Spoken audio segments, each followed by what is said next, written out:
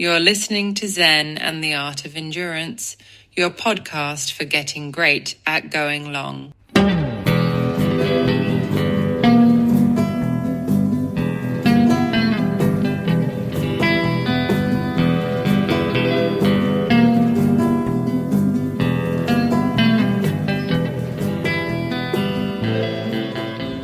Well, hey there, all you endurance freaks and geeks.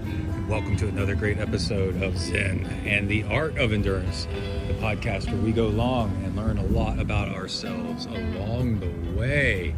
All right, we got a special episode this week. We are doing a review of UNBOUND now that the mud has settled a little bit. I really like to wait a little bit after races like this because so much more news about what actually went down comes out in the weeks following. So we got that, and also I've got a new watch on hand. I've got the Amazfit T-Rex3 Pro, which has some cool features that you might be interested in. And I am getting into my truck here. So leaving work, and I just found out one of the coolest stories today about UNBOUND, but from I think the year before. And it's that Lachlan Morton, did he win it last year or the year before last year? Well, whatever year he won, it was very recently. He left the bike behind that he won on as like a gift souvenir to the people that hosted him in the house. And you know how much that bike is worth just straight out, just as a top-end racing bike. You know, it's probably a $15,000 bike with all the power meters and stuff like that on it. But also it's an UNBOUND winning bike and Lachlan Morton's bike with the race number still on it and everything, and left it there at the house. And that's how cool people are in the sport of gravel racing, and any sport that's ultra endurance, because it's you versus the course, and along with you versus other people. But it just shows, well, I gotta back out without hitting something. It just shows like the spirit of endurance sports in general, of the whole mindset is you got to conquer yourself first. And let's see if I can get out of here. Oh man.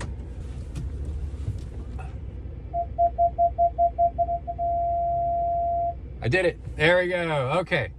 Then let's see. Yeah, I want to talk about, it's the big story, you know, of Keegan handing his wheel over, and it's the death of gravel racing, or the spirit of gravel, because now it's team racing and little things like that.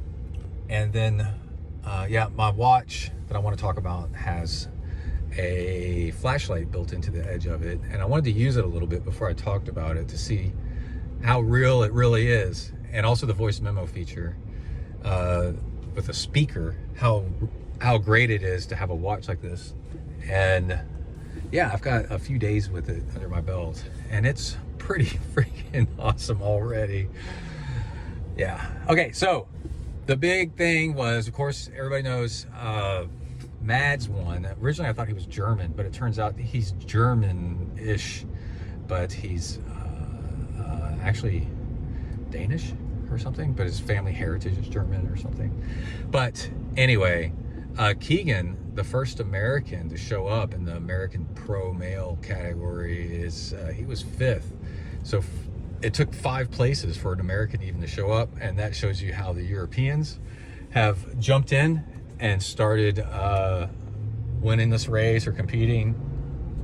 But also, oh yeah, you also had somebody on 2 people on 32-inch wheel bikes. The one that you might not have heard about that performed really well won the XL. So UNBOUND is the shortest distance is 50, then there's a 100, and then there is a 200, and that's the one that is super competitive, that everybody wants to win. And I don't know why it's not the 100. It'd be way more manageable. But anyway, the 200, and then the XL, the 350. And the 350 is it's the bike packing version.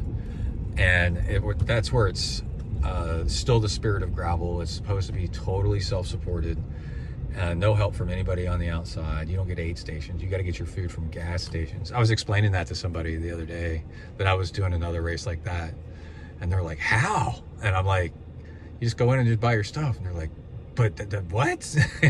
It was like blowing their mind. And I was like, just imagine if you're biking across the United States, you know, and you stopped and got stuff, right? And they're like, oh, okay, yeah. And I said, so much shorter version of that, but you got to be self-sustaining. And it goes through the night, you know, and really competitive people will ride through the night, and some people will make a trip out of it and you know, camp and stuff like that, and or get hotels for really long versions of these things. And I've completed a 300 mile, almost 300 miler, and rode through the night myself very recently in March, I think it was, and loved it. It was so freaking awesome. So I'm a big fan of the XL, and also I've done a lot of gravel racing. I just did a 100 miler not too long ago, I think in March, maybe April, and loved that. And I've done tons and tons of gravel racing by now, so it's good stuff. So I do know my way around the sport a little bit for us to talk about Unbound and the tire sizes and all that other stuff. Lots of cases of interesting information. The sport is so developing and so new still that people really pour over the details of what worked and what didn't.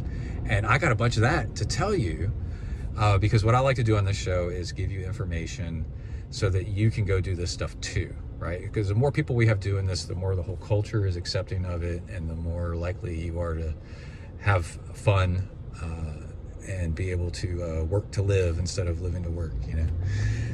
And yeah, let's start off with some of the other stats and numbers. Specialized introduced a new bike, and so they put all their top racers on the bike, and then so they've essentially formed a factory team, male and female pros. The male pros and the female pros start slightly different times, and then all the age groupers is what we'll call it, all go off later. And the male pros on Specialized finished first, second, fifth, whatever. Anyway, there's a new Specialized, I keep wanting to call it a Shiv, a new Specialized, what do you call it? Crux. So the original Crux is actually a cyclocross bike, but it does so well at gravel that people have been racing and winning on it a lot. And so, but it's more of a cyclocross, so it's more round tube, not aero at all, really. It's just a really good bike, just in general. And so they introduced a new version of it, so it's more aerodynamic, so it's like 15 to 20 watts faster just by aero, maybe something like that. Got more clearance for tires.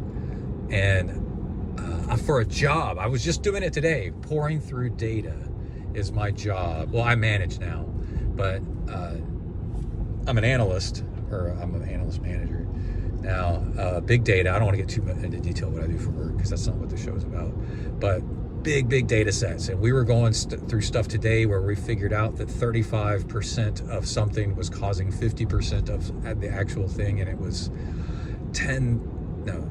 8,000 instances, right? And we're looking for patterns and stuff like that. So this is what I do. And I figured out that people were targeting and biasing towards certain things, and there was repeat cases for certain reasons. And so when I see big sets of data, I know how to like start pulling stuff apart and looking at it. And that's why you listen to this show, because also big data can show you marginal gains, but if you add up enough marginal gains, then you got a maximal gain that makes a huge difference, right?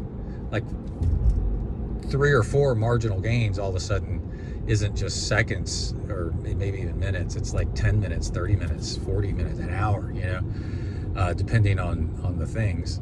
And yeah, we got a bunch of those. So one of the things I noticed was the idea that the bike, right, is so much better that's why these people won. That's not necessarily true.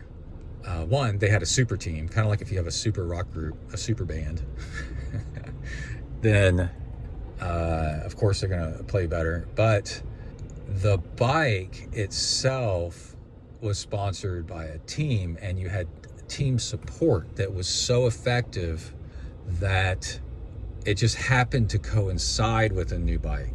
So you could conflate the two and think that the new bike is the reason that they won, when I think it's more that the team support. So when you listen to the interviews, and on the women's side too, I forgot to mention that, Specialized got first, and second or third, and fourth and fifth, I don't know, whatever. But Team Tactics actually won the race. And there were stories, well, firsthand I saw and heard, not second or third hand, Alexei Vermillion, who I forgot, he was either on an Envy or a Trek, and he said that watching the Specialized guys in the pit stop at the aid stations, he said that Specialized was getting a rider's bike, is the way I should put it, cleaned off, and then the rider back on the road again twice as fast as any other legit team like Trek or Envy or whatever, right? That they had Envy or Specialized had 7 crew members in a pit stop. So you come in, you got 7 people that are professionals that are doing things for you and then getting you back on the road again, and not getting dropped out of the draft is so important. And professional grade power washers and things like that, and taking like 10 seconds, 3 seconds or something like that, to get somebody in and out. It's freaking nuts, swapping bottles and stuff. And then I would like watch somebody else going through the aid station that was a privateer. So it's a guy, and he was a younger guy, and his family was helping him out. And his girlfriend and his mom were taking water bottles and pouring water onto his bike, like from an open top water bottle, like from a drinking water bottle, right? Trying to get the mud off his drivetrain. And then like a dad, I think probably his dad, who was probably like 50, 60 years old, kind of old man waddling a little bit up with like some extra bottles of fuel, kind of like if it was me, like trying to help Kai, like, well, what about this, whatever. And the difference between that and having people standing by ready, and also they were communicating with radio and cell phones about what was going on at the race, and texting ahead of time and calling ahead of time to tell them what they needed at the next aid station, right? And then also the time back of the competition and how much time they had and what tactics to use to get the win for the women, because it was a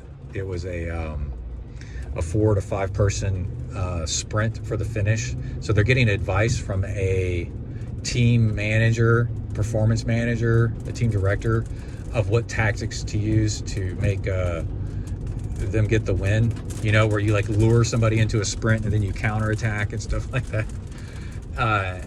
And just the difference, right? So that's the team that's making this massive difference. And so with a team support like that, then you can have more riders closer together to help each other out. And then that ends up what happened with Keegan and Mads, and I can't remember, Worst or something, where they're pretty close to the finish. No, what do you think? Maybe, let's say they're 30. I heard there was 3 aid stations, 200 miles. So you're talking maybe like 50 miles out, maybe less, 40 something. These guys are so fast. Anyway. And something else that you might not know is Keegan had a spare inner tube that he had gorilla taped to his seat post or his saddle rails or something like that, come loose at like mile 16, like early on in the race, and it dangled, and then it wrapped into his cassette, his gears on the back, if you don't know those, and then that his bike just came to an instant stop, but it's all wrapped up now. And so it takes a while to, he had to pull over and unwrap all this crap and to get back on the road again. And it took a while. So catching up with the main group wore him out. So then it's hard to say whether who or not was the actual better rider that day, because the guy that won didn't have any mechanical issues except for one, the flat tire. But I remember watching the video footage, and they were laughing. The narrators were laughing, the commentators were laughing, because they're like, Keegan's really struggling keeping up with Mads. The two guys, they're now in the lead, they're winning the race. But Keegan is, anytime they go uphill, Keegan's kind of like falling back and then also like shaking his head, and you can tell he's like saying things. And so later he said that he was telling Mads, like, dude, you're killing me. You know, like, can we just slow down? And can I can stay with you if you just don't do 400 watts up every freaking hill, right? And they want to stay together, right? Because they can work together off of each other, and they had a 9-minute lead. And it's starting to rain, if you all can tell. And then Mads got a flat tire on the rear, and they started trying to fix it. And after, I think he said 8 plugs, they could not get the thing to hold. And Keegan said, because Keegan had done all this extra work to catch back up again, Keegan was more tired. And he said, here, take my wheel with tire and all, and you go, because you're the stronger rider right now. And then I'll work on this tire myself. So basically swap tires, right? And you're able to do that because of a team. And then Mads, they did that. Mads took off. Keegan fixed the tire enough. He put an inner tube in and a boot, is what they call like a big fat patch, because it was a huge slice down the side of the tire. And then made it to the next aid station. And at the next aid station, got a whole new wheel. Wouldn't that be nice? For you to get a whole new wheel? Did you have a whole new wheel waiting for you at every aid station? You know, front and rear and whatever? And probably not. And then and still managed to get 5th place. And what's really cool is Keegan has already won the race before.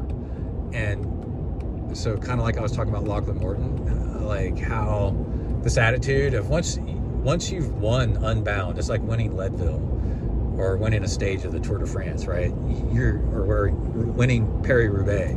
Like, you're a made man or a made woman. Like, you know, you've already proven yourself, and you don't need to prove yourself ever again. It's just nice if it happens again. So anyway, there's all that.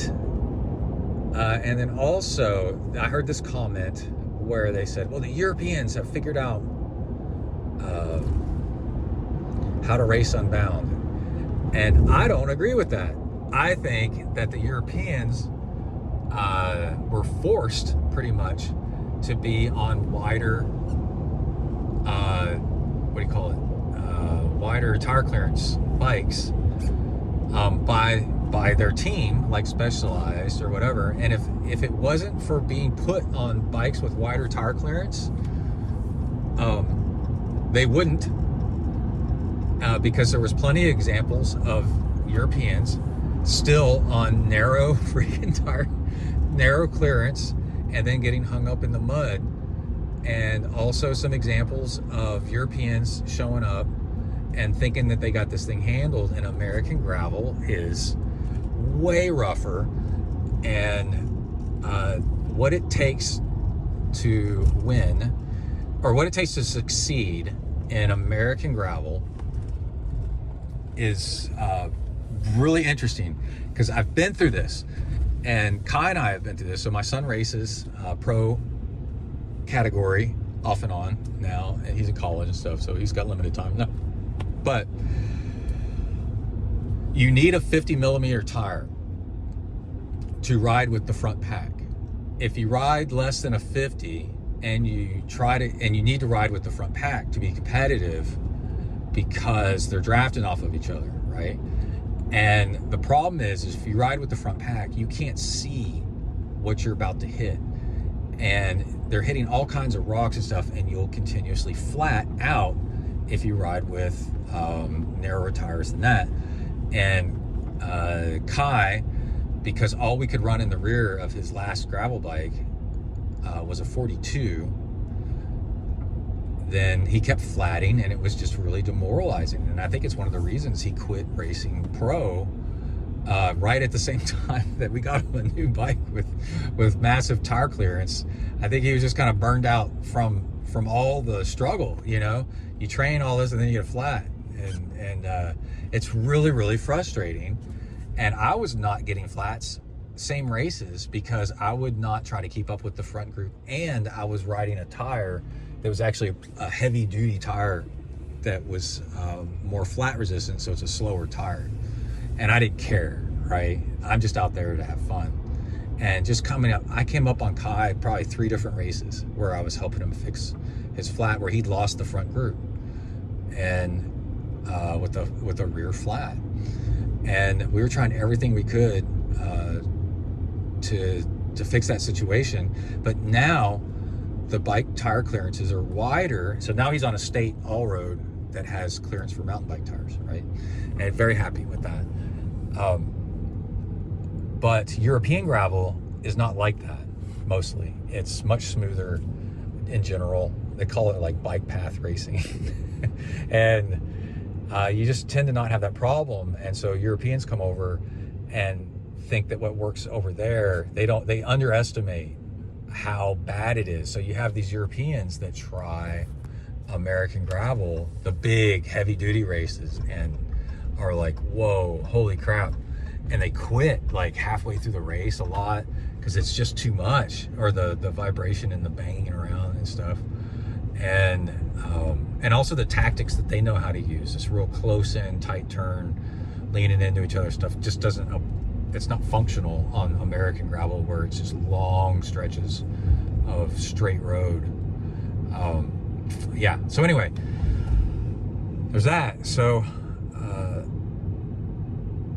you've got people on 50 millimeter tires because they'll fit now easily with extra clearance. So the 2 guys that won were on 50 millimeter, the new Specialized Pathfinder Pros. Very interesting, right? So they're able to, except for at the very end where the guy Matt's got one flat.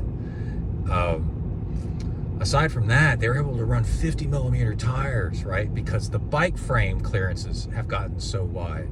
And another way that you can tell that there's a huge difference is the last muddy race, which was 3 years ago, I believe.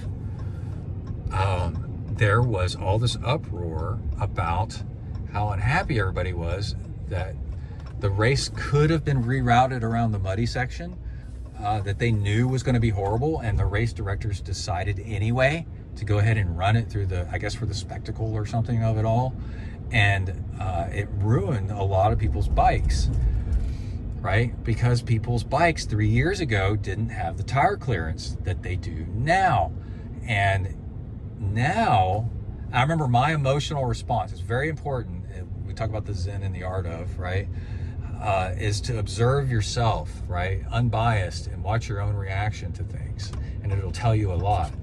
So my reaction to 3 years ago was, that was such a BS move on the race directors to go ahead and let that race go through, because it ruined all these people's bikes or caused thousands of dollars worth of damage and ruined people's races, right?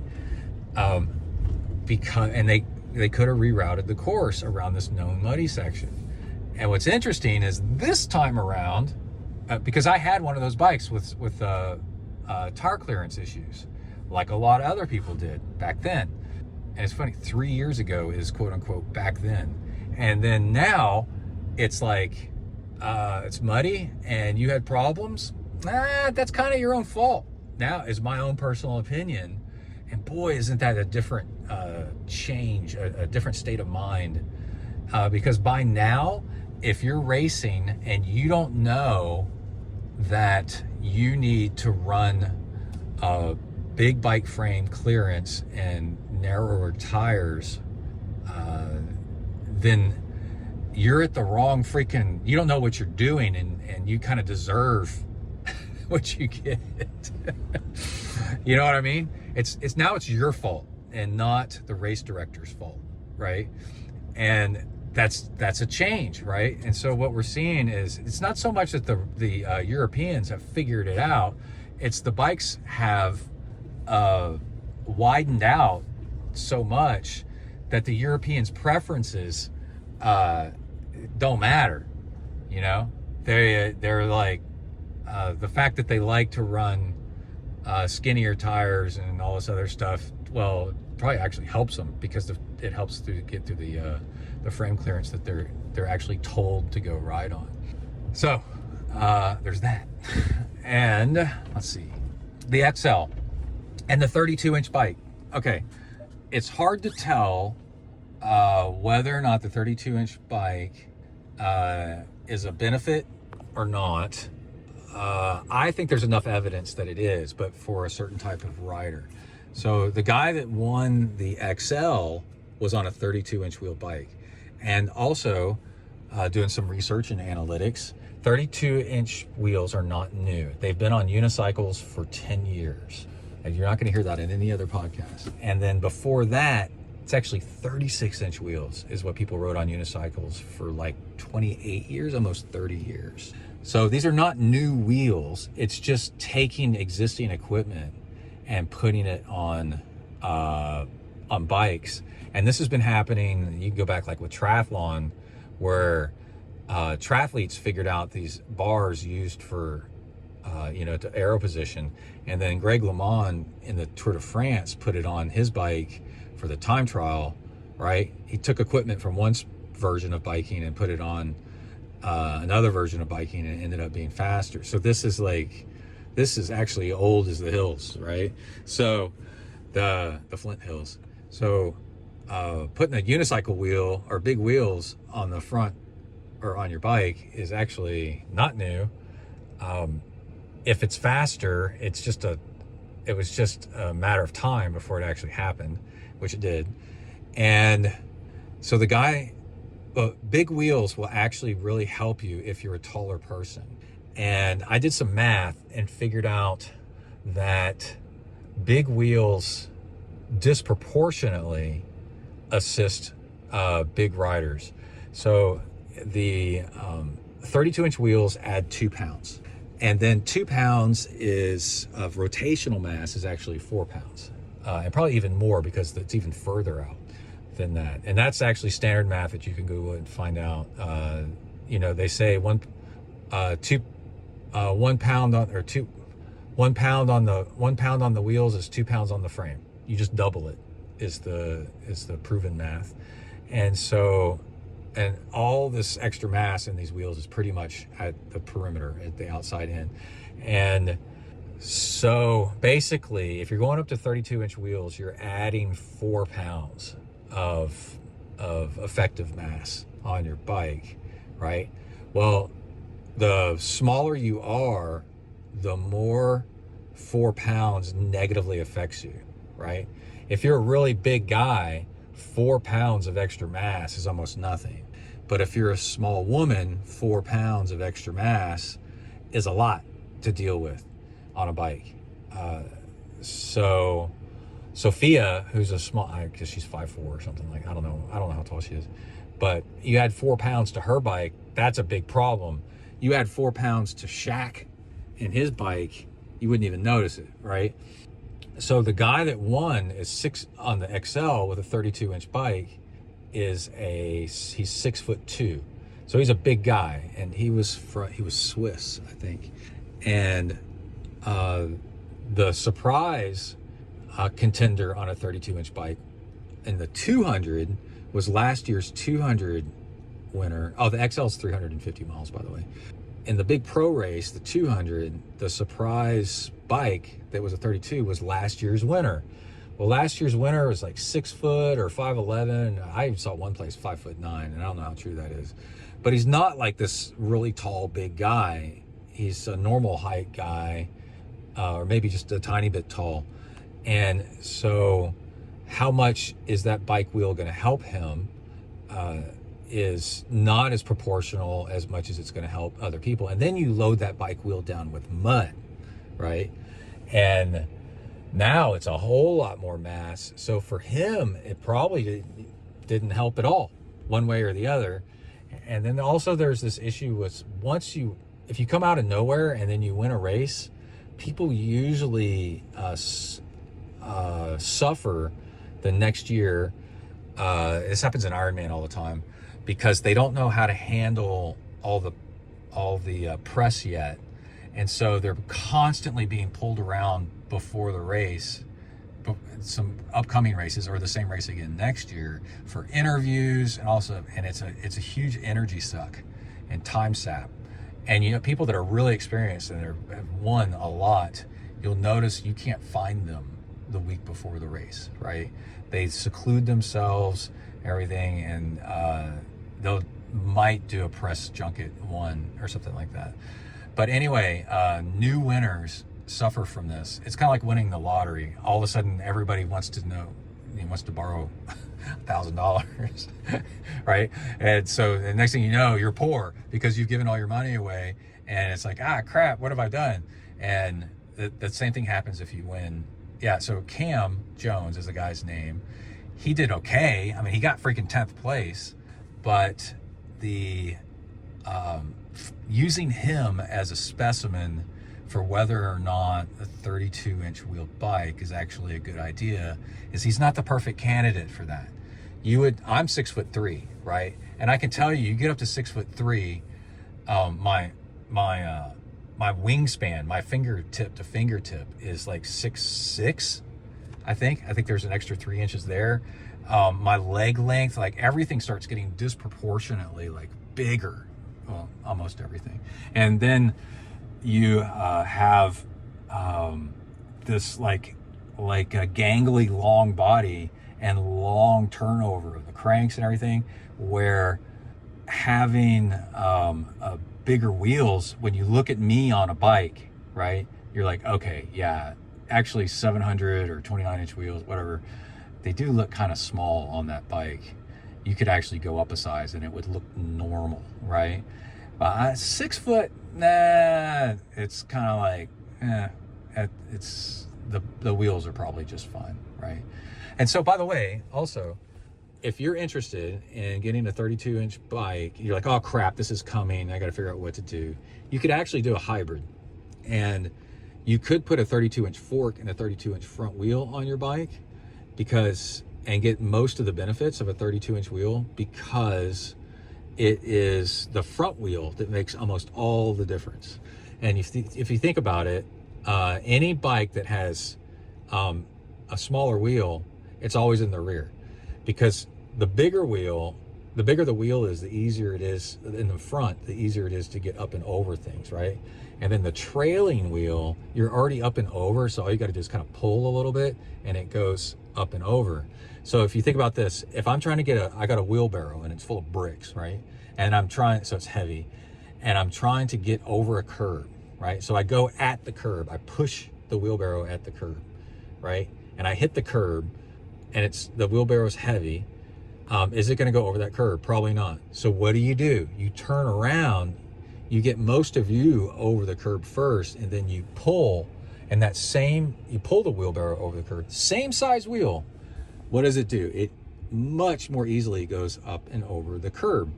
And so if you want to get the benefits of a bigger wheel, you could just put it on the front and you'll get 90% of the benefit of the bigger wheel.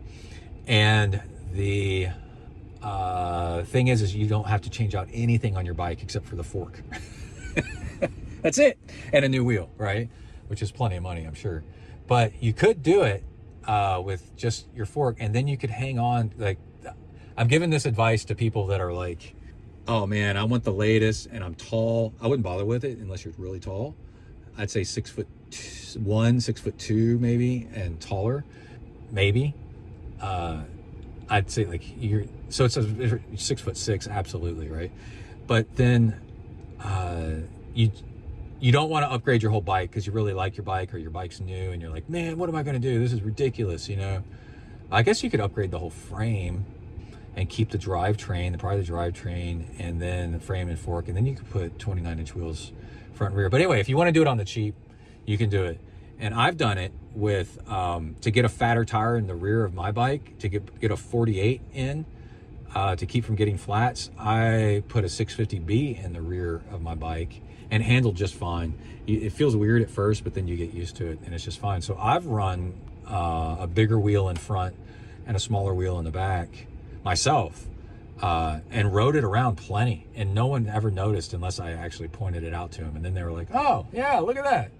That is different. Yeah.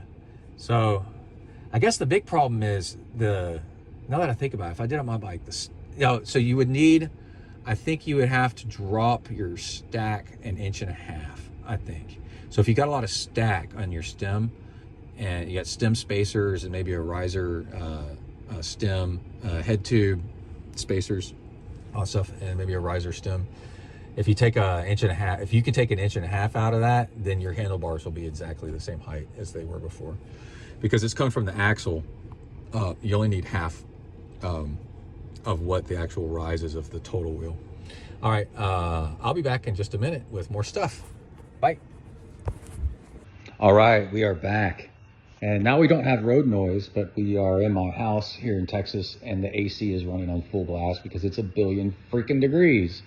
And I'm in the front room, so it's got a little bit of an echo, but I've got a German Shepherd on one side and a hunting dog on the other, and life is good. So we're going to go ahead and cover one more thing about Unbound, and then over the next episodes, I'll talk more about it. But because I also want to talk about the watch and then get a show out about any big finds from the race that were really interesting. And also, I also want to talk about what would I do for this race. And you're going to find my answer is actually not what you think. So anyway, some interesting insight from Silka, a guy that owns Silka, Josh, whatever his name is. And he's sort of an engineer, I guess, at heart, and loves product design and everything. So Silka is a brand where they just build the best stuff, and they know it, and that's what you get. And let's see, they're most famous, I guess, right now for chain waxing or something like that. But anyway, but they'll like make a pump, and the pump will be just incredible. And they'll make this, and sealant, and the sealant is just the best. And so they really know their stuff. And they're kind of like Apple, where they hold off and then make a freaking product like really good. But it's all research based. And the thing that he discussed was, why did we have so many chain derailments where the chain came off the cranks this year in the mud? And the reason, he said, is, and this is going to go like multiple layers deep here. It's pretty cool. The chain packs with mud, and also the teeth on the crank pack with mud, with peanut butter mud, when that situation is the worst. And also, by the way, peanut butter mud is doesn't just have mud in it. It's got little bits of rock and stuff that get pulled in as well, sand and stuff. So you got like all this stuff, and then it fills the space on where the teeth of your crank would go in the chain, and then so the chain has to ride. It can't ride on the teeth anymore. It rides over the top of the teeth, and of course that's an unstable place for it to be, so it falls either to the left or to the right. And he said, if you notice, like almost all of the top 10 finishers had a chain guide on, but not a chain catcher. So a chain catcher will catch it from falling off to the inside and hitting your bottom bracket, but it doesn't keep it from falling to the outside.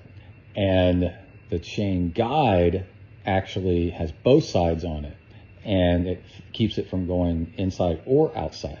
And that's what you want if you get such a thing. And my current bike doesn't have one, but my old bike does, and I need to take that off my old bike. Well, no, I'm building my bike as a 2x, So I have a wider gear range for my next race coming up, which I also need to mention. I signed up for the Central Texas Showdown, except I'm doing the slowdown, which is the 305 miler, not the 500 miler. And a little bit what I'm going to get into in a minute has to do with that race. But because it's got such punchy climbs, but also tons of pavement, which is high speed, been wanting to do this for a while anyway, to convert my bike to a 2x instead of a 1x, because almost everything I do around here is about 50% gravel at most. And and higher speed. And when you have a 1x, the big jumps between gears is annoying. You're always just not in the right cadence because your gearing it's either in too big of a gear or too little of a gear. And when you have a 2x, it's much easier you're much more likely to be in a gear that makes you happy. And then you're more efficient, and then you're faster and all that stuff. It's just on occasion you have to change the front chainring. And I'm doing it all mechanical. And so I'm in the middle of doing that. And it's a little more expensive than I thought it was going to. I thought it was going to be cheaper. But the left front shifter is the one that's got me a little bit perplexed of why it costs so much money, but it does. And then I'm doing mechanical for reliability purposes, kind of like they do the Toyota Land Cruiser philosophy is it just needs to just work, and mechanical is always going to work, and which is good for off-roading. I have 2 electronic shifting bikes. I'm not left behind, and I love them, but for some stuff, mechanical's just fine. And mechanical's so good now that there's almost no reason to do electronic and then have to deal with that. And also, I might use this bike for like ultra long distance something, then it's yet another thing to charge, or another thing to go wrong that's complicated and expensive. So set it up for mechanical, and then I've got SRAM Rival on it now, and it just shifts so easily. Just a tap, and it just shifts. It's almost as good as electronic anyway. So whatever. Anyway, there's that. The other thing is that by fixing a problem, we've created a new problem. This is fascinating. If you have a 1x mountain bike or gravel bike, or even road bike, you probably most likely have a narrow wide chainring, which means the teeth are different shape. They alternate skinny and fat. And if you notice, you look at your chain, it's got skinny space between the link and a fat space between the link, and it alternates. And when you put your chain on your bike, you have to match it up to your crank. But since you only have one chainring in the front, once you get it on once, it'll stay there, and you don't have to worry about switching chain rings and maybe it not getting on the right teeth or something like that. So if you have a 2x, you don't have narrow wide chain rings. You just have a single shaped tooth, because you never know what link it's going to catch, because you're shifting between the 2 in the front off and on occasion. Anyway, this was created as a method, this tighter fit of keeping your chain from bouncing off and on off-road stuff. And it works really, really well. And it's like wearing tighter fitting clothing instead of loose clothing. And like you walk outside in high wind, if you have loose clothing, your loose clothing is more likely to be blown off your body. Well, the tighter fit of narrow wide chainring keeps the chain more likely to stay on the chainring, but now you have a tighter space for the teeth to have to go into. And if it gets packed with mud, then the teeth can't go in, and then your chain comes off, right? And the solution is a chain guide is a lot like a front derailleur, right? So you can, if you want, put a front derailleur on your bike. You should just buy a chain guide, honestly. But and another thing is 2x with the front derailleur, which is what I'm moving to, perform better in heavy mud, because if the chain starts to come off, the derailleur will catch it, and the chain's less likely to come off because there's more space in the teeth, more space in the chain for the teeth to go into, because all the teeth fit are narrow. There's no wide teeth. It's all narrow. And take a look at a chain ring, a double chain ring, and you'll see they're all pointy, the same size, and on a narrow wide, they alternate pointy, fat, pointy, fat, pointy, fat. Isn't that interesting? That's pretty cool. Okay, what would I do? What would I ride for this race? I would tell you exactly what is. I would never sign up for this race. I personally don't sign up for races, gravel races that are going to have even somewhat of a chance of turning to peanut butter mud, because peanut butter mud makes your bike unrideable. Like within 10 feet of hitting peanut butter mud, maybe 15 feet, your bike's unrideable. And now you're dragging your bike along, and that's not what I signed up for. And you can look to see if a race is peanut butter mud by looking at old race reviews, YouTube videos, discussion forums. You go around and ask, and there are so many gravel races that don't turn into peanut butter mud. Or if they do, it'll be like one tiny little section. They'll be like, or this one spot maybe. And the East Texas Showdown, even though it was pouring rain, it was muddy, but the mud was mostly sandy mud. And so no peanut butter mud. The Central Texas route, no peanut butter mud. The Central Texas race series that I did the past 2 years, no peanut butter mud, even though it rained and everything like that. And these races exist. The Jailbird Showdown, whatever I just did, no peanut butter mud.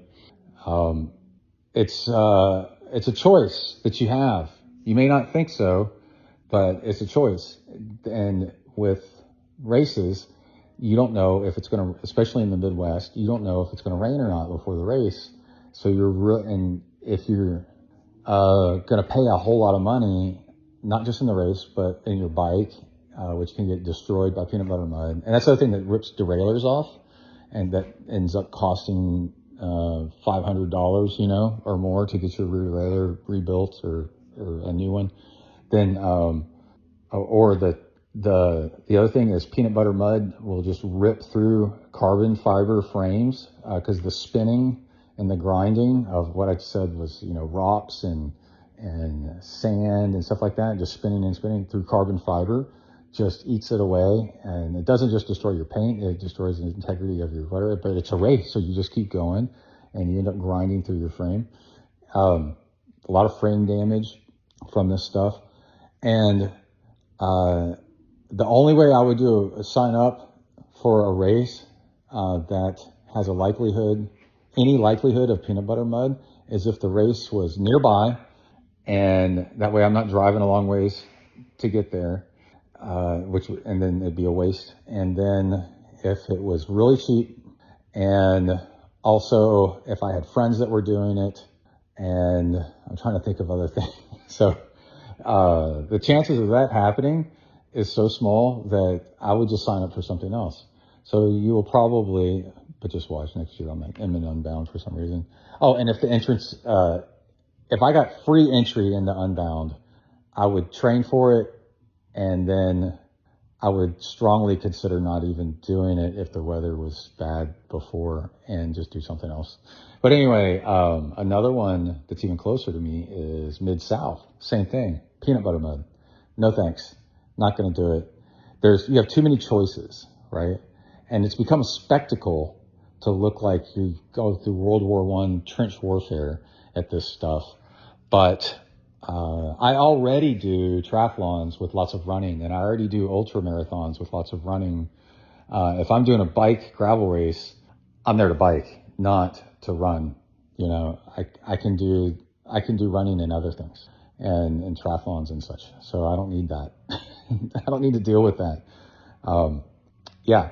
So one, you won't. That's one. I wouldn't do it. But if I was stuck with peanut butter mud, let's see, Valley of Tears does not turn into peanut butter. It was sandy soil. And then you do a paint stick, and I have a paint stick in my bike frame bag, and I would run. My bike has clearance for 51, maybe 52 millimeter clearance. And I would take my 50s off and I would put on probably 45s. But now I'm getting down to where I'm going to get flats because I'm running like a skinny tire, and I don't want to run a skinny tire on my gravel bike. Something told me I don't want to do it. So yeah, that's what I would ride. And also I ride a metal frame on purpose because carbon fiber and hardcore off-road stuff doesn't mix. You know, my mountain bike is metal. It's alloy. If somebody gave me a carbon fiber mountain bike, sure, I'd ride it, but I'm not going to go out of my way to buy one. Because carbon fiber really works in the direction it was meant to work, and it takes a hit from any other direction besides the way it was made. So like say it falls over and then you fall on top of it. Carbon fiber is not made to take that. And, you can crack your frame, you know, where metal is strong in every direction. So it's a whole lot tougher. And then in gravel and mountain biking, but like gravel, you get these rocks that fly, that are kicked up by other people and hit your frame and take a chunk out of your frame. And yeah, I'm just not going to bother with it. I think it adds 1.5 pounds or something like that to have a metal frame. And, you know, I'd rather just not deal with it. And yeah, but I would,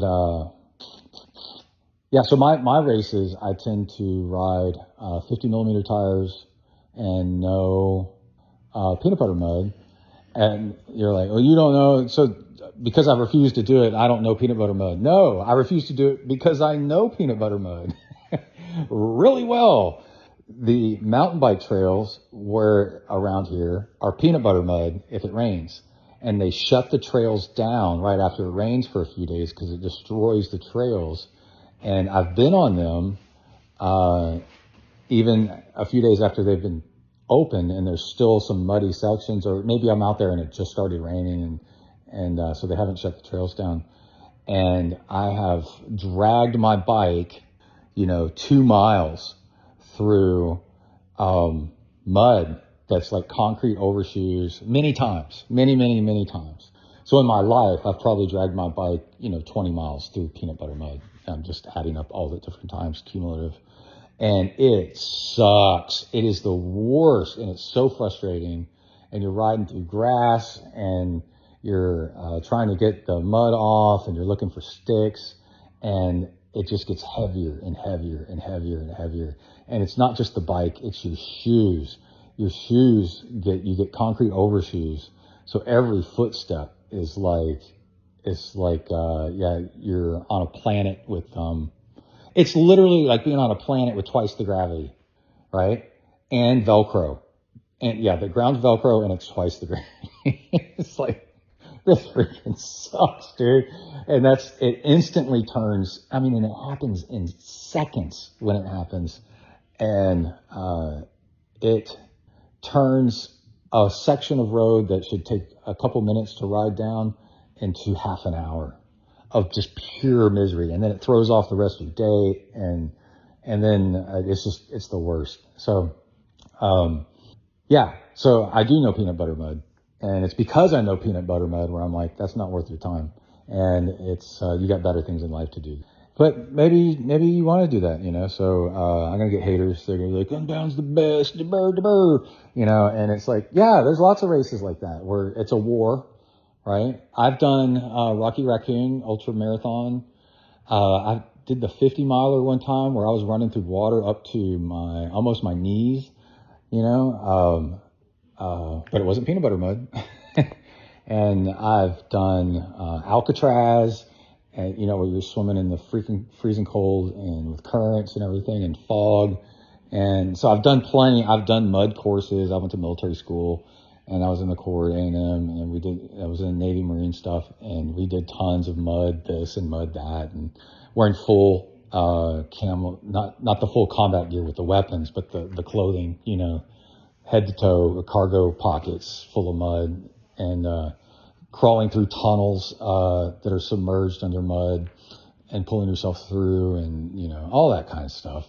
And it's so I'm very experienced with it. And it's like, if that's your intention to sign up for that, then yay, dragging your bike through that, if it's supposed to be a bike race, I'm like, nah, that's all right.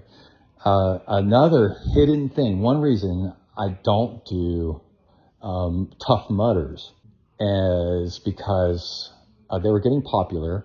And then I started reading articles about people getting weird infections and losing an eye from an eye infection, which I wouldn't say I almost lost an eye, but I got a really bad eye infection as a kid one time where I had to wear an eye patch for a few days.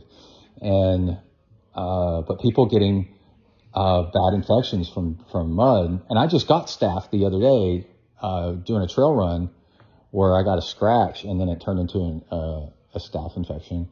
But anyway, people are posting pictures after Unbound and posting their stories that they've been in the hospital, they've got this infection. I haven't heard anybody dying yet. But anyway, the one that I read, somebody died doing a Tough Mudder, going through a muddy canal and stuff like that. And getting an infection, and it killed him later on. And I was like, well, that's preventable. And also when you think about it, boy, that's really dumb. Like one of the things that was the easiest way to die in pre-modern science medicine is infection, right? You get a cut. Yeah, cut heals, but you get it infected and then you die. And my staph infection was just a surface little thing. And as it started to spread, they sent me in for x-rays to make sure it didn't go into my bones. It was going to go into the bones of my arm and you might lose your arm, like holy crap. So no thanks. I'm just not going to bother with that. And you see that, I'm seeing that some guy, what was his name? He's out with a major infection, and this lady posted this picture, this infection, and you saw in all the finishing race stuff where the people are like wiping all the dirt out of their eyes and they can't see. Just imagine all the eye infections and stuff that people are getting after doing this stuff. And it's already dirty enough. And I am not a germaphobe at all. But I also respect science and medicine and statistics. And I'm like, it's like doing a muddy race for hours and hours. It's really muddy where you get mud in your eyes. And let's say you get cuts on you because, you're falling down and stuff like that. And, one person dropped out of the race because they got cut, and they got two people, Ted King and, Pete Stetnananana, whatever, cuts. And they're like, I don't want to ride 10, 20 hours with mud packed into my cuts. Right. And, doing a really muddy race literally up to your eyeballs in mud, covered in mud, or you're getting all in your face and in the cuts, is kind of like driving down the highway with no headlights on, right? Maybe you can see, but other cars can't see you, and the chance of somebody else hitting you and killing you, or you killing somebody, is so high that you might end up fine, but it's just not worth the risk. So I don't do those kinds of things. It's already risky enough, is what I'm saying. Riding a bike is already risky enough. Okay, that was my little rant about that. Sorry about that. Let's see. I want to talk for a second about the a big thing that I kind of just didn't really follow up on is the Pathfinder bike tire by Specialized is now in a 50 millimeter, which is huge news. That's an awesome freaking tire, and they've brought it back, 50 millimeter Pathfinder. So be looking out for that. Okay, now the Amazfit watch. Now this applies to, let's say you want to get a Garmin and you're wondering how beneficial is the little light on the edge of the Garmin. These have been out for a couple years now. I'm not sure how long. And the reason I got the Amazfit in the first place is when the new Garmins came out with that feature, they were so expensive, it was almost insulting. It was like, you got to be kidding me. I'm a long-time Garmin customer. Before that, I was sponsored by Suunto. And I know watches. I love watches. And I know when you're just starting to be gouged for the exclusivity and coolness of things, because I also like just regular watches. And you can get a watch that's almost as good as a Rolex. Well, it keeps time better than a Rolex for $50. You can get a Casio digital watch that's quartz, and you can get a diving watch that's sapphire, 200 meters water resistant, great glow, so for night readability for $150. And it's 99.9% as good as a $12,000 Rolex or $20,000 Rolex. So it's like, okay, you're now gouging people for this freaking thing. Because I looked it up, and the one I would get was like $1,000 for a freaking watch. And I'm like, what? Dude, I would start putting that money towards a Rolex Submariner or something like that. I'm not going to pay $1,000. And at the same time, Amazfit came out with a watch that was a really good competitor. And now Garmin is so data heavy and has such a polished data package that they've been doing for years and years and years that I would never switch from Garmin as a bike computer. I might switch to like Wahoo or something like that. But I'm just saying, I'm not going to get some cheap Chinese knockoff and hope that it works for a bike computer, because a bike, you've got stuff that really, really, really matters in those data fields, right? So you've got variability, power meter, you've got navigation that really matters on your bike. That doesn't matter as much running. I'm running, I can pull out my phone and figure out, which way should I go or something like that. Or where's the route or something. Or the routes, most runs are already marked, right? And then, but gravel racing, a lot of it is, the course is just out there and you got to figure it out yourself, But if you go off course, they're tracking you and you're disqualified. So, oh, by the way, some news, a guy got busted for cheating on a really long distance. Let's say it was a 1,500-mile race or something like that. Had a van meeting them up every once in a while and giving them stuff, and instead of being self-supported. That was bad. That was a bad look. And also in the Unbound XL, there's video footage I saw, and I haven't seen it since, so they might have taken it down so the guy doesn't get into real trouble. Because I don't know who it was, because I wasn't paying attention to the name, and I should have been. But goes in the gas station, comes out with Gatorade, fills up all of his stuff, and then leaves the Gatorade bottles on the ground. And I think it was pro front end racing, and then takes off riding into the night. And there's a few people standing around cheering and clapping, like, "Oh, you got this," or something like that. And I'm like, what are you doing? Leaving your freaking trash on the ground. That is no, dude, that is, you should be disqualified. And it could be the Swiss guy that was on the 32-inch bike. I don't know. Just to say, I'm not playing favorites. I don't know who it was because I can't find the freaking video anymore. But no matter who it is, that person should be disqualified for doing that. And it's like, well, there was other people around that would pick that up. No, dude, no. People have been disqualified from races for less than that. Dropping trash, like taking a gel and squeezing it and then dropping it on the ground. And then it's happened at Unbound, I think. And they're like, "Hey, you're going to get disqualified. Go back and pick that up." And they go, "Oh man, what?" It's like, yeah, one gel wrapper. This guy left like 2 or 3 full-size Gatorade bottles, like on the curb, and took off riding. It's like, well, there's a trash can right there. No, dude, you got to go put the freaking thing in the trash can. As you're totally self-supported, as if there's nobody around, right? It doesn't matter that you're in a race and whatever. It's the thing is with the XL stuff, the ultra distance stuff, is it's so long that the little details don't matter, right? So pausing to lube your chain, pausing to throw the stuff in the trash. That's not going to make a difference on whether you win or not. In the end, it all blows up and everybody's out there riding until they freaking nearly die.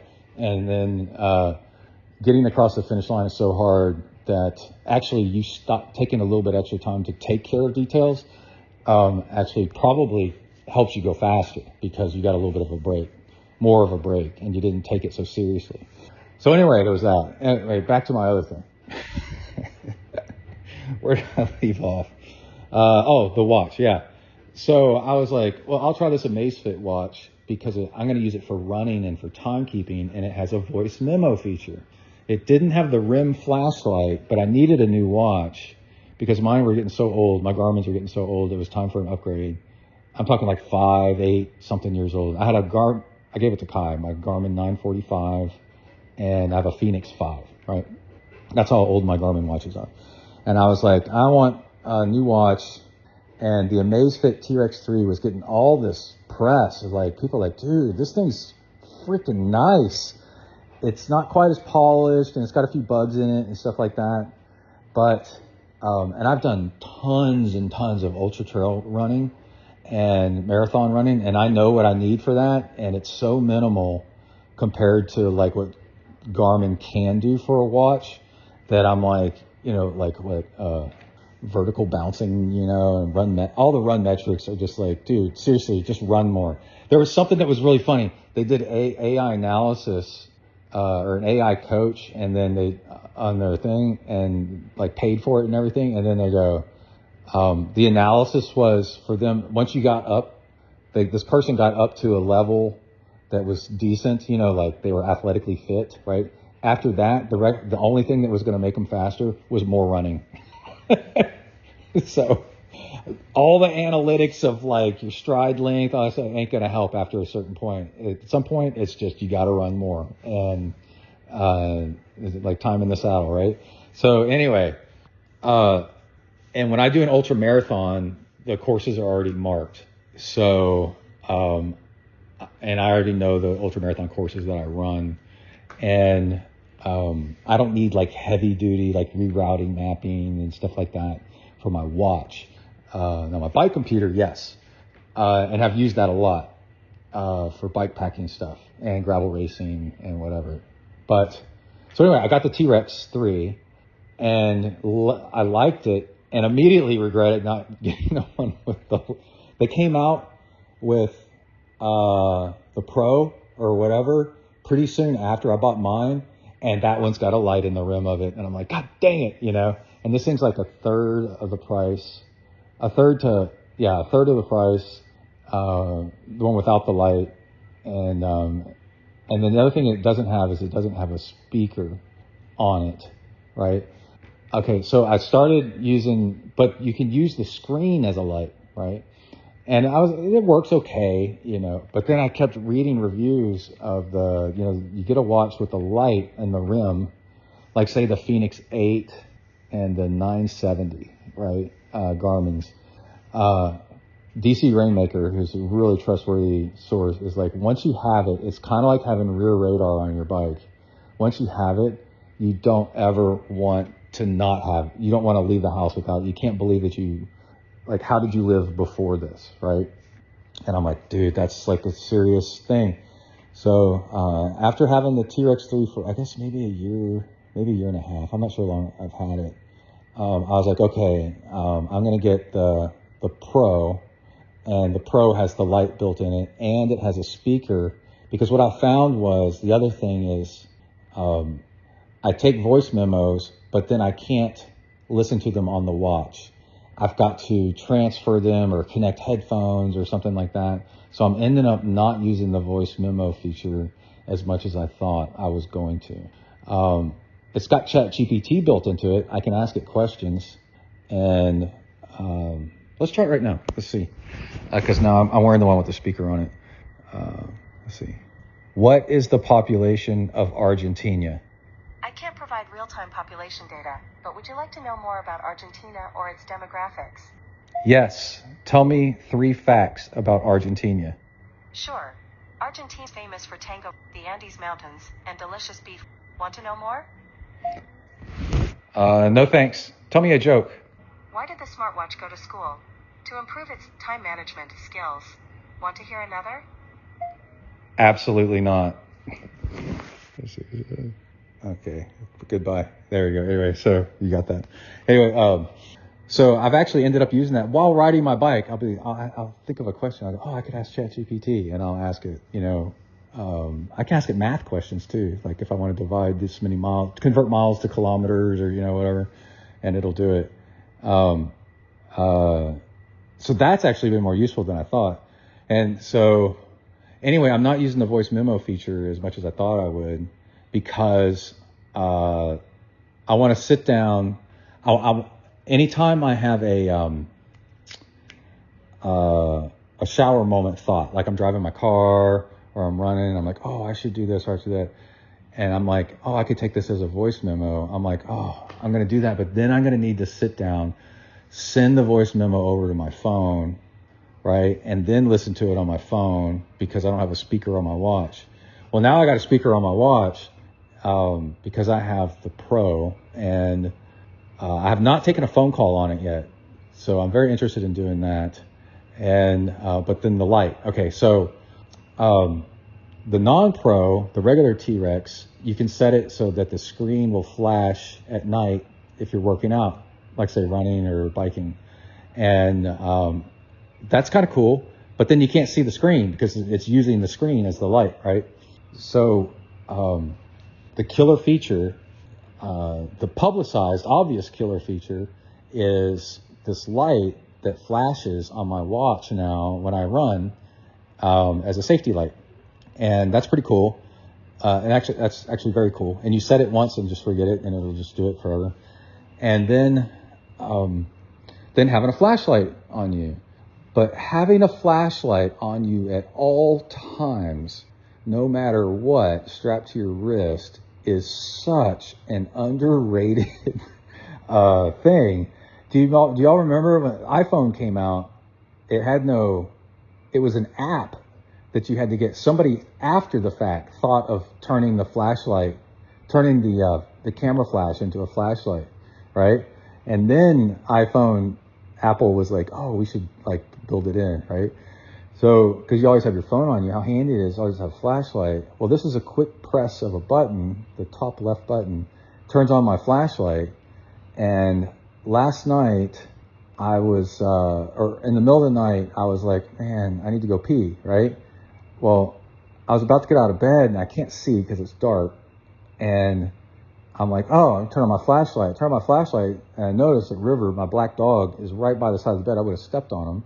And then the entire walk to the bathroom, going to pee, coming back, I just left the flashlight on until I laid back down again and then turned it back off. And it was freaking amazing. And I'm like, oh my God, this is so great.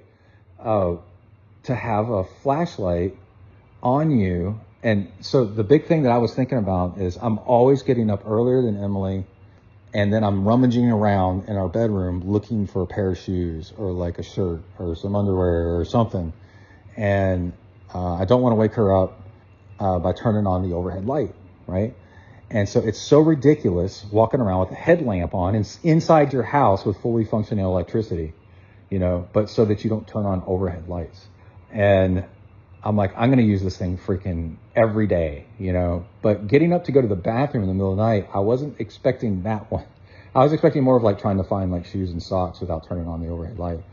And it's not enough light to run by, where you're not going to need something, but it is nice. And it's got like 3 levels of brightness and all this crap like that, and a red version. And so when I run, I have mine flashing the red light off and on as my safety thing. And I haven't done it biking yet. But anyway, another upgrade was sapphire glass instead of mineral glass. And people overestimate sapphire. They don't overestimate how awesome it is. It's freaking incredible. It is so tough. It's going to be really difficult to scratch a sapphire glass lens. But people think because of the word sapphire that it's expensive. It is not expensive. It's if I wanted to swap out, I got a Casio Duro watch and I want to swap out the regular old style glass on it to sapphire glass, I can buy sapphire glass discs, the glass, for like $20. It's not expensive. It's one of those things where people think it's expensive and so they charge you all this extra money for it, but it's not expensive. So there's that. And then, but the shower moments where every day I get to work and I sit down and I review my shower moment thoughts and write them into a list. So I got an actionable list for the day. Well, now I can do that by playing back the memos right off the watch. And then when I'm done with it, I delete it right off the watch because I think it'll store 50 of these things. Of memos, and then no more. So I can listen to it without having to do any kind of transfers or anything like that, and then delete it right after I'm done listening to it, and I decide whether I want to write it down in my to-do list or not. So that's where I am with that. And then the other cool thing that I figured out was, well, I was talking to a coworker, and she's got an Apple Watch, and she's getting into running again, and she's thinking about getting a Garmin, whatever. And because of Apple Watch battery, it's like your phone, like it doesn't last, so you've got to charge it all the time. And I was telling her the story about, getting up to use the bathroom, and I just turned on the thing, and she goes, "Oh, and you're wearing your watch because you don't have to take it off to charge it every night." And I thought, oh my God, yeah, people are still doing that? Like, that's so insane. Yeah, I wear it, and then like I'll wear it for a week, and then I'll be like, oh, I should probably charge it, and then like put it on the charger. She's like, what? And I'm like, yeah. And she's like, that's insane. And I go, yeah, well, that's Garmin's and a lot of workout watches, not Apple watches, is Samsung's just as bad as Apple. You wear them for really long periods of time. They're really made for wearing through the night and everything, get all your sleep metrics and all that stuff. And then, so there's that. Okay, so then the other thing is I was considering, there's two sizes of the Pro with the light and the speaker and the sapphire glass, right? There's one that's a little bit smaller, and I was considering getting that because I'm not built like a tank. I'm a tall, slender guy, and my wrists are, I'm a skinny person's build. I'm skinny fat. So I definitely could get away with, a smaller watch, and then it's a little bit sleeker looking, but it's got all the same features, but then the downside is it's got a little bit smaller screen and not quite as much battery life. And I'm like, so I was so on the fence of getting that. And actually that's the one I was going to get, but they're both the same price, right? So you're paying the same for less, which doesn't make sense. And then the other thing was, I really have enjoyed the bigger screen as I'm getting older. Actually, my up close vision is fine. I don't have the elderly vision, where you have to put on readers or whatever. I don't have that problem at all. But all my glasses and my contact lenses that I've got, the prescription, I have astigmatism and I'm blind as F, past like about 2 feet. I can't see. And so like, my prescriptions are always off a little bit or blurry or whatever. I'm very difficult to fit perfect vision to. And my eyeglasses are a little bit out of prescription, whatever. So anyway, the bigger the font on stuff, the better off I am. So a bigger screen is better. I have the same vision as a legally blind person but I'm not legally blind. A legally blind person with maximum correction is what vision I have. So bigger font works for me. So, and I've been this way since I was in middle school. So I'm like, well, there's that. And then plus, if I'm using the thing like the light and taking voice memos and using it for navigation, use it as my backup bike computer for when I do the next big gravel race, 350 miles. And I'm using it as a heart rate monitor for backup for my bike computer, like all this crap. I'm gonna use the crap out of this watch. Then it just beeped at me. It says I need to take a walk. Then I need bigger. I will appreciate the bigger battery life that comes with it, because that's what you get. You get like, it's got a battery life of like 23 days, where the smaller one has a battery life of 17 days of whatever. So it's a significant difference, That's like 5 days difference, which just shows you.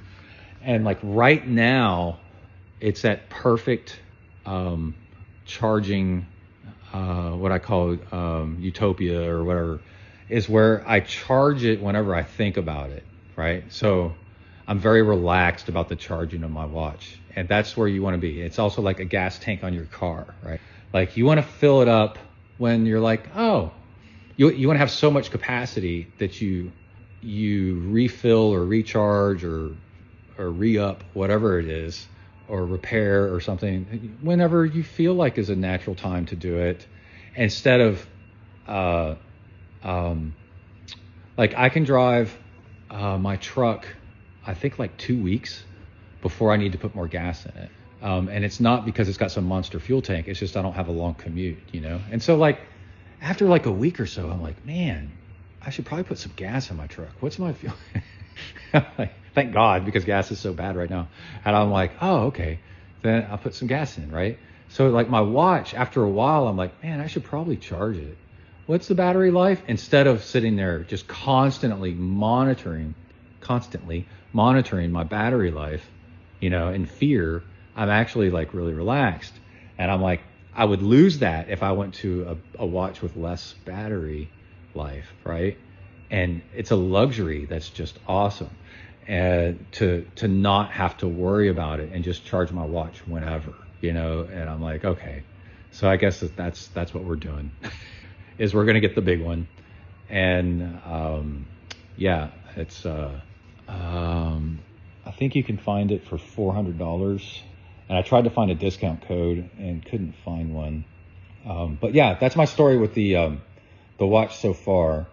And I'm going to have some really cool adventures with it and show you guys some more on you can go over to the video side of this channel and I'll have some videos of it. And I'm very frugal. My wife would just die laughing. She hears me saying this, but actually like I'm very frugal with buying things. They have to have multiple purposes. Once something has multiple purposes, then I'm in. If it's just got one purpose, then I'm like, I'm going to be cheap as hell and like not. But you've won me over when it does voice memos and as a flashlight and as navigation and as my running watch, you know, then I'm like, okay, you got me. You know, that's like a lot of things that are really, really handy. Let's see, what else have we got? Oh, the Central Texas race. So I've signed up for that. Like I said, it's 300. I'm doing the 300 miler. It's like 302 miles. It's only 25% gravel, but it's got the pavement is wonderful back roads that actually anywhere else in the world it seems like would be gravel for whatever reason. It's probably oil money. Some of these counties have got some good fracking oil money, unfortunately, and so they've got they're paved. But they're essentially gravel roads. And so why do you ride gravel? It's to get away from cars, right? And so there's no cars. And you're like, why did they pave this road? That's insane. But for some reason, they've paved it. And it's really bizarre because there's not a freaking car in sight. So anywhere else, they would not spend the money on paving these roads. But they have, and they are. And it's actually turned off people mistakenly from riding the race. They don't have as many people registered as you would think because people are turned off by the fact that it's pavement because they think I fall in the same boat. I was like, oh, that means it's going to be dangerous, right? I associate pavement with danger. And for a bike race, there's only so much of that I'm willing, you know, to accept. And so I'm like, oh. But I've been out there and ridden a lot of the course over the past couple years and in that area. And holy crap, there's no cars, dude. There's nobody freaking lives out there. So anyway, it's going to be fast. So 305 miles. I guess my goal is to do it in 24 hours. Like I wanted to do the 285, which was 50 to 70% off-road in East Texas. I did that in 27 hours. I was aiming for 24, but I stopped for a sandwich and that took longer than I thought because I tried to stay with the front pack longer than I should have. And I also want to talk a little bit about a racing technique that I might do for this race because another really cool story from Unbound is a guy did money raising for charity, whatever the charity was, you donate for how many, he starts at the back of the race and then however many people he passes. You can either just donate straight up or you can donate, $1 for every person that he passes. But who knows how many people he's going to pass, right? So it's kind of fun. So, and the guy has either won Unbound like a long time ago, or he's like an ex-pro, or he's an ex-elite. He's like a good cyclist, so he knows what he's doing. But he's not like out there to win it. And so but he is going to try to pass as many people as possible. And I have done that myself, not for charity. I've just done it. Start at the back. I've done it a lot, and it is fun. It's a completely different style of racing. And I started off doing it marathon mountain bike racing, because Kai was racing and he was so good. He's racing the pro category, and marathon mountain biking is like 40 to 60 miles of mountain biking. So it's going to take you a long time. And my mountain bike skills aren't good enough for me to be off in the front. I'm going to hold people up because I'm a little bit too cautious on the mountain bike. I can be very fast, but then I'm dangerous. So, because I grew up mountain biking and I'm really tall, right? And so I grew up mountain biking on the 26-inch wheels. And so I'm used to being thrown over the bars and crashing constantly, because mountain bikes weren't very good back then. And so that's made me cautious mountain biking. So I come up on stuff and I slow down a little bit too much to be at the front, right? And I'm going to hold up people. So what I do is I start at the back, and then I pass people as I go. And in mountain biking, drafting is really not a thing. You don't get pack drafting or anything like that. And I find it to be a lot of fun. And I'll come across the finish line. Let's say I've done 15 marathon mountain bike, or I don't know how many. I've done a lot. And like, I come across the finish line and I'm like, dude, I passed 20 people, and like, I'm all excited. So it's like podium, but it's the more people I pass, the better the podium is, right? And so, and as I got better at marathon mountain bike racing, I went from passing 3 people to passing 10 people to passing 20 people to getting mid pack, right? Racing result, 50%. And I'm like, whoa, I'm getting better and better at this.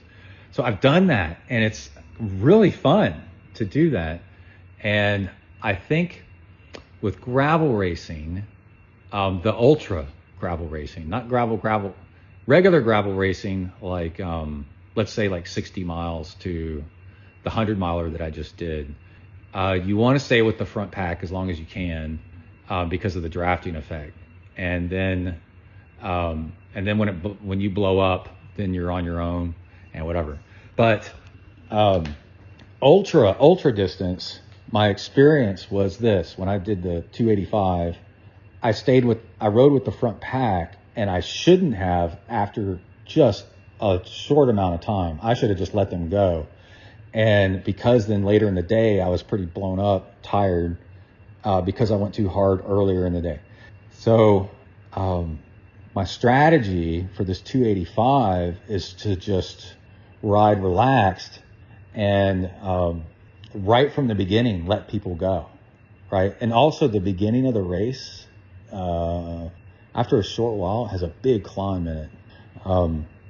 And just let people go, because what I found is with the super ultra stuff, and if you dot watch or follow the super ultra stuff, is once the front pack like breaks apart, and everybody's kind of on their own, then other things happen that ruin your race or slow you down that have nothing to do with riding with the pack or not.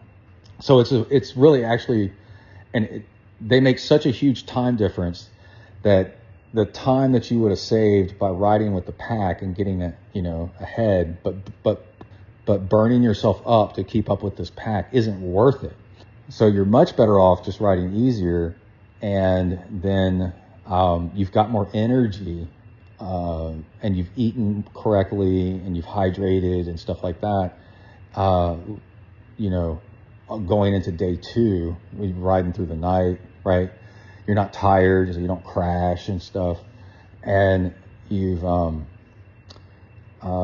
got more reserve because you didn't blow yourself up. So what's running through my head right now is we start off on this 300 miler, and I ride with the front pack 10 minutes, I don't know, something like that, until they start pulling away. And when they pull away, let them go. Because in the end, letting them go and conserving my energy is actually going to pay off more than staying with them. And I really love how different distances of racing, different things matter, right? If you're sprint swimming, 50-yard freestyle, kicking as hard as you can really matters. If you're swimming 2.4 miles, you don't want to kick at all. You want to save your legs, especially if you're going to be biking and running afterwards, right? So the way you get a hand up or a leg up on people in competition is of different distances of the same sport is you let other people fall victim to mentality that they have to ride, let's say it's biking, a certain way to be fast. And then it's actually counterintuitive. A lot of things that you think matter actually don't. And you want to do the opposite. And if you know that, then you actually get a leg up. And Ted King is a really good example of that. And Pete Stetnananana, whatever, are two prime examples of that in recent history. Ted King was trying to ride the Great Divide, but he comes from a pro European road racing background, right? And then I saw like on day one and then day two, I think I saw it on day one and it raised my eyebrow. And then on day two, I saw it again and I'm like, oh no, he's toast. He's never going to finish this thing. He was talking about how good his power numbers were. His power was nice and high, whatever. And I'm like, oh dude, bad idea. You want to, in training, get your power really high. And then from the rest of the event, freaking, the Great Divide from Canada to Mexico, you don't want to look at your power at all. You want to, because all it'll do is make you try too hard, right? You're trying to go as easy as you possibly can because you're going to need all that extra energy. And to be proud that you put out 300 watts average or something like that on day one, and then on day two, 302 or 295 or something like that, I'm like, oh, he's thinking that a high power number is good. It's not. It's, you want to go as far as you can with as little power as possible, right? And so showing your power number and keeping track of it will actually make you try too hard. It's the same reason I do coaching. You can contact me for coaching at texaphonia@gmail.com. On the people I coach on their bike computers, for race day, in training for Ironman, you take off your average speed. It is of no use to you what your average speed is, and all it'll do is make you want your average higher, and then you'll end up blowing up on the bike. So that is not a number that you want on your bike computer, for example. And then, a few days in to the Great Divide, he had to quit because I think Ted King developed rhabdo, and then and that's from trying too hard. And then this race that just happened, he was doing the XL for the first time ever. And I saw this photo of him and it was like, I tried really hard, but and it was in all the news. Like he crashed out in the middle of the night. But I saw this photo of him, in the middle of the afternoon they started at 3 p.m. And he was all in this like tight arrow position, right? With head really low and arrow tucked and going, and I'm like, what are you doing? And I commented on it. I'm like, you're too tight. Basically you're riding your bike like you're doing a European world tour, 20 kilometer time trial, right? Which is where you just get in the most crammed tight position to be as aero as possible. But that's not sustainable for like long distances. And so basically you have the wrong priorities, right? You want to be aero, but you want to be relaxed and be not tight and not balled up like that. And then what that does is it makes you exhausted and tired. And then, and also if you're going to be in the aero bars forever, like he is, get a forward facing seat post and turn that bike into a triathlon bike. And then you can ride in the aero bars all day without it hurting your back, and you're not as crunched in this position. You see pictures of my bike on Instagram. I'm Zen Triathlon on Instagram, and you'll see I have a seat post that leans forward, so it changes the gravel bike into a triathlon bike, so you can sit there in the aero bars all freaking day and go faster. And somebody had the nerve to be like, "What would you know?" Like, what would I know? Dude, I've been doing time trial positions since about the same as my only style of riding a bike. Since Ted King was freaking ever even started his pro career at all. That's like, yeah, what would I know? You want to be really, and been doing ultra distance stuff, Ironmans and stuff like that, and other things, Ultraman and stuff for 20 years, you don't want to be crammed up. So yeah, what would I know? So, it's so funny, like how defensive people get, because they're bringing, I was a really fast, freestyle sprint swimmer, and I had to unlearn how to do that to be able to do Ironmans without blowing up, because I was trying too hard on the swim. And once I quit trying so hard on the swim, then I actually was able to do well, and I was able to bike and run the entire distance, but I had to get it out of my mind to swim. All I knew was how to swim hard, right? And you got to get that out of your mind to go really long. And so I've fallen victim to it myself. I know what I'm looking at when I see it, and it's okay for somebody to give a critique. Somebody can be a world-class whatever, and somebody else to go, hey, by the way, you're doing that wrong. Dude, don't just blow them off. They might actually know something. So anyway, and then Stetna, I believe, it's my personal opinion, that he's the guy that's behind the banning of the pros using aero bars in the Lifetime Grand Prix. And what that's caused is this whole mindset of that pros don't ride aero bars in gravel racing, right? Which is total bullshit. Gravel racing has had aero bars in all distances for eternity until these roadies came over and started trying to do gravel, and they don't like being in the aero position because they don't like it. Or triathletes and people that have been doing world tour, like around the world, riding your bike around the world, or the Great Divide, whatever. They're like, dude, you're insane for riding off-road on rigid bikes with no aero bars. They call them comfort bars because it takes your hands off the handlebars, right? And then it allows your hands to recover. And I'm passing people all the time in races. I'd say 50% of the people have fallen victim to this. And they're like, I'm doing gravel locos, right? And I'm a mile 100, or I'm a mile 60, riding with my friend Gary, who's waiting to buy aero bars because he's getting a new bike. And he's a triathlete, so he knows. But he's like shaking out his hands. God, my hands are freaking killing me, And I'm like, mine aren't, And what happens is when your hands are killing you, you lose control of your bike because you can't use your brakes as well anymore. You can't steer as well anymore. And both Ted King and Pete Stetnananana, whatever his name is, crashed out in the XL, which is a distance they're not used to doing, by the way, super long. Then in the middle of the night, and I suspect that Ted King was tired from being crammed aero position, and Pete Stetnananana, whatever, was riding without aero bars, because I looked everywhere for a picture of his bike. I couldn't find it, but I promise you, it's my opinion, that it did not have aero bars on it, and his hands were freaking tired and exhausted, and when he hit some mud or a rock or something like that, crashed out because your hands are all just destroyed from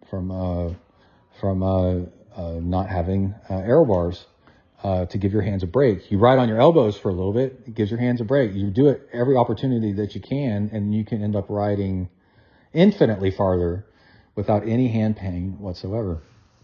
So there's that. And yeah, so that's the other thing is eventually a gravel race turns into kind of like Ironman. It blows apart. You don't end up behind anybody.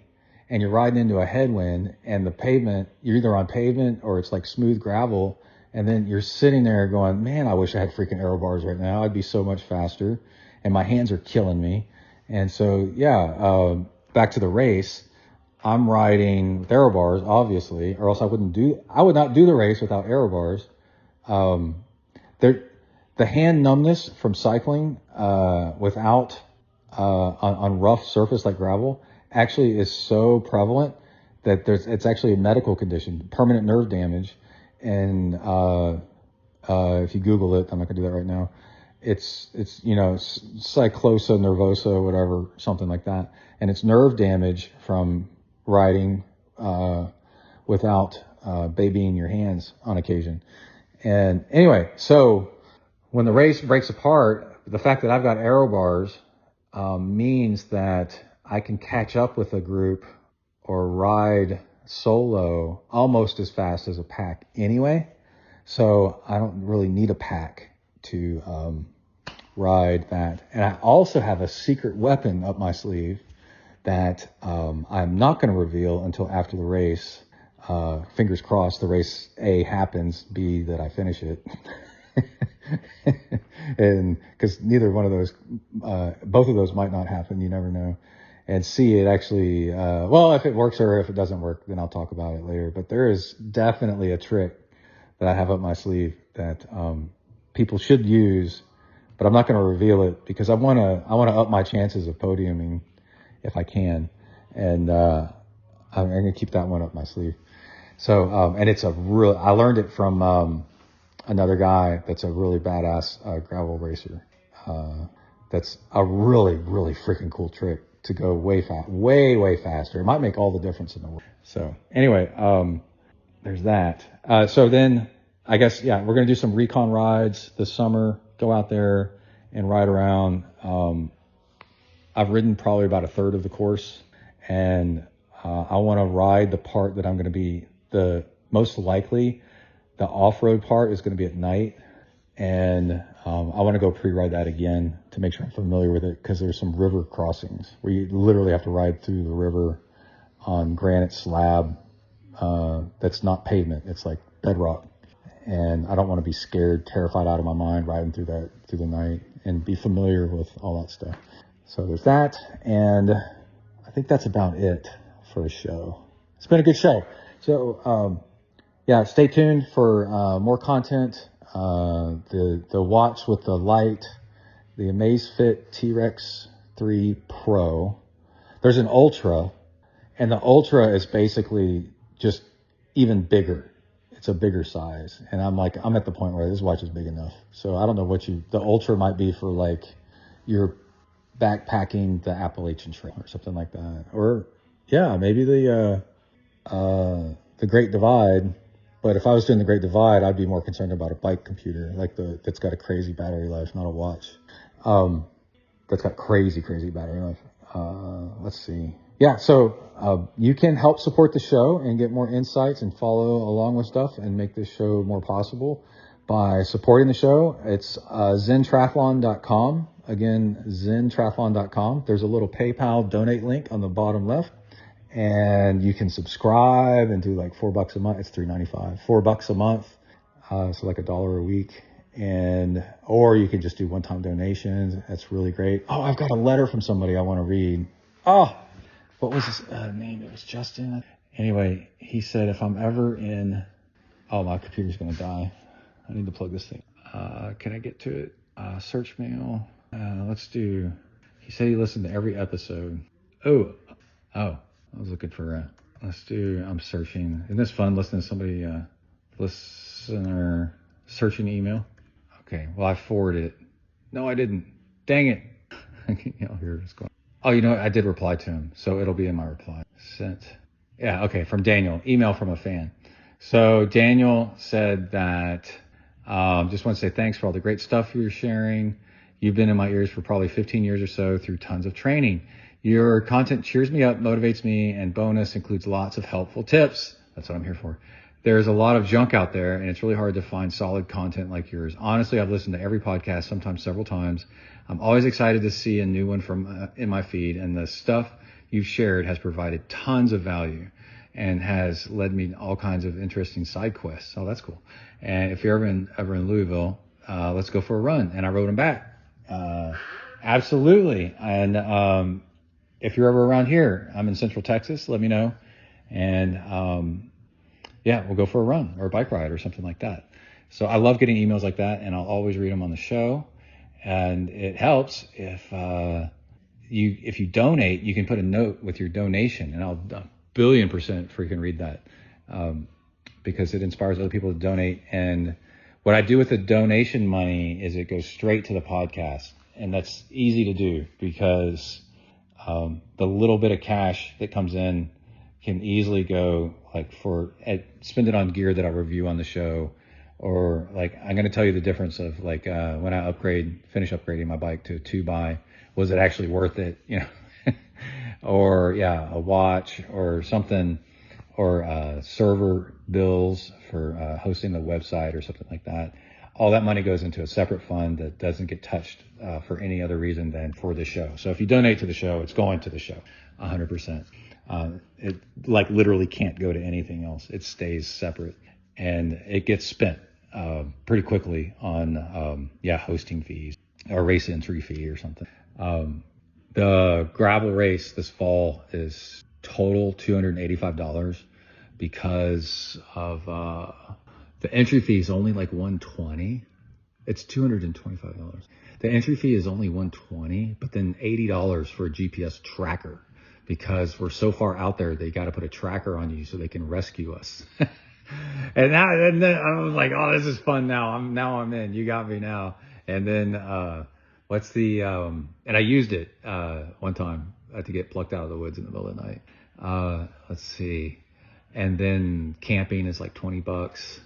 And then a breakfast burrito was like $5. You pre-order, and then the tax and fees and stuff. It ended up being like $230 something, which is not much money to spend for 2 days of racing, right? When you think about it. And yeah, there's that. And then also I do coaching. So if you want to get trained I've done everything. I've done 18 Ironmans. I've done a self-supported Ultraman, which is like somewhere halfway between a double and a triple Ironman. And then I've swam 22 miles across Lake Tahoe. I've done 100-mile trail run races. I've done the 50-miler a bunch of times. And so ultra everything. I've probably done it and know a lot about it. I research it, and I've done all these things. I've been doing it for 20-something years, and I've been coaching for 20 years. I teach like the Zen Zone 2 slow, easy, gradual growth approach. And I also coach in a way that you can, if you'd like, and I hope you do, I teach you how to coach yourself. So it's an investment. I coach you for a year. If you pay attention and you listen, then you do like what I did and learn how to coach yourself. So it's an investment. If you ask questions, when you listen, if you ask questions like, why are we doing this? I'll tell you exactly why. And then eventually you can end up coaching yourself and never need a coach ever again. So I'm your guy. If you want to learn how to coach yourself and maybe even coach other people someday, then 1 year's worth of investment with me is well worth the money, because the dividends it pays off. I teach you how to make your own fuel for super cheap, what gear matters, what actually doesn't, and all that stuff. And $200 a month, and totally customized coaching, built day by day, week by week, based on your outcomes that you're looking for. And there was one other thing. Oh, if you want to advertise on the show, I charge $100 a month for your ad, and it'll run. But once it's on the show, it's in there forever. They can never take it off. And I'm not going to bother taking it off. So you want to advertise a product, or let's say an event, let me know.